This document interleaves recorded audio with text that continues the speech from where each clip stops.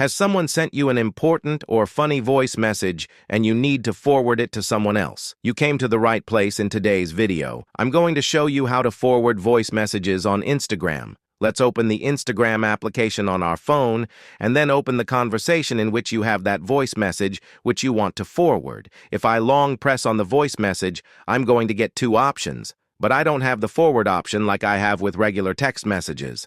So we will have to use a little trick. You'll want to record your screen while the message is playing. So on iPhone, open the Control Center and then tap on the screen recording button. But if you're an Android user, the screen recording will be in the notification center or somewhere.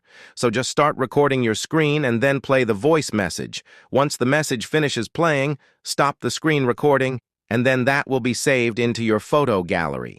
The last step is to open the other conversation in which you want to forward the voice message, and just send the video or the screen recording of that voice message. When the other person opens the video, they'll be able to hear the voice message loud and clear.